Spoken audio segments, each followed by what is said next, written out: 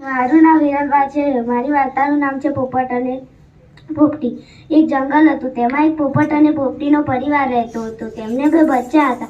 પોપટ અને પોપટી વહેલી સવારે ઉઠીને બચ્ચા માટે ચણ લેવા જતા. પોપટ અને બચ્ચાને ચણ લાવીને ખવડાવતા. માતા પિતાને જોઈને બચ્ચાને પણ ઉડવાનું મન થતું. તેઓ પાંખો ફફડાવતા અને માળામાં પડી જતા. તેમને થોડાક દિવસો પછી ઉડતા આવડી ગયું. તેઓએ નક્કી કર્યું અને દૂર દૂર સુધી ઉડી ગયા.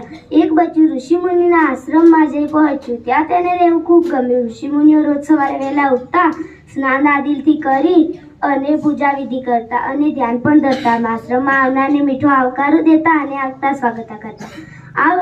આ બધું આશ્રમમાં રહેનારું બચ્ચું જોતું અને સાંભળતું. તે પણ હવે તેવી જ મીઠી અને વિનમ્ર ભાષા બોલતું. આશ્રમમાં આવનારને મીઠો આવકારો દેતું અને સાંભળનારને સંતોષ થાય તેવી મીઠી અને વિનમ્ર ભાષા બોલતું.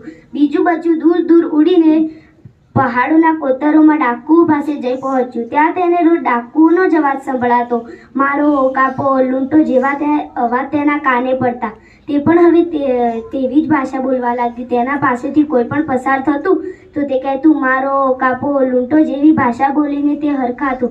તે ડાકુ પાસે રહીને કડવી, કઠોળ અને ઉદ્ધત ભાષા બોલવા લાગી. આ વાર્તા પરથી એ બોધ મળે છે કે આપણે જેવી સોબત કરીએ તેવી અસર આપણામાં થાય. તેથી આપણે સારી સોબત કરવી જોઈએ.